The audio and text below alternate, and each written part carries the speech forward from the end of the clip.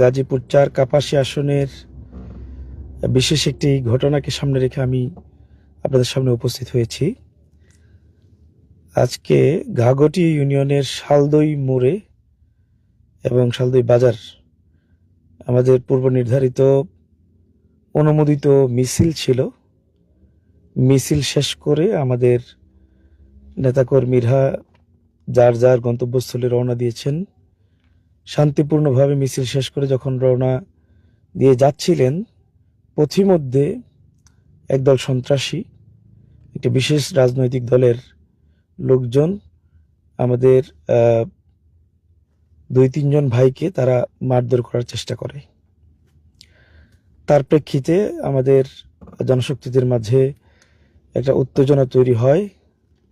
সেই উত্তেজনা প্রশমিত করার জন্যে আমাদের এই আসনের সম্মানিত পরিচালক, বাংলাদেশ জামায়াত ইসলামীর কেন্দ্রীয় মজলিস শূরার সদস্য, সর্বজন গৃহীত সম্মানিত আলেমে দ্বীন মাওলানা শেফাউল হক ভাই এবং সম্মানিত থানা আমির মাওলানা ফরহাদ হোসেন মোল্লা সেখানে যান।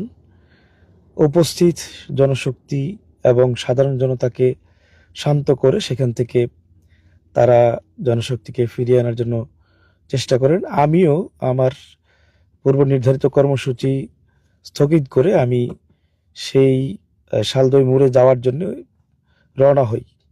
কাছাকাছি পৌঁছার পরে সেখান থেকে সংশ্লিষ্ট দায়িত্বশীল যারা আছেন তারা আমাকে অবগত করলেন যে উপস্থিত আইনশৃঙ্খলা বাহিনীর সদস্য, বিশেষ করে আর্মির দায়িত্বপ্রাপ্ত কর্মকর্তা তিনি এবং পুলিশের ঊর্ধ্বতন কর্মকর্তা, সহকারী রিটার্নিং অফিসারের পক্ষ থেকে কাপাসিয়া উপজেলার অ্যাসিলেন্ট মহোদয় সহ সবাই সেখানে থেকে আমাদের নেতৃবৃন্দকে এবং আমাদের কর্মীদেরকে চলে যাওয়ার জন্য তারা অনুরোধ জানান। আমরা আইনশৃঙ্খলা পরিস্থিতি স্বাভাবিক রাখার স্বার্থে পরিবেশ শান্ত করার অংশ হিসেবে জনশক্তিকে সেখান থেকে চলে যাওয়ার জন্যে নির্দেশনা প্রদান করি।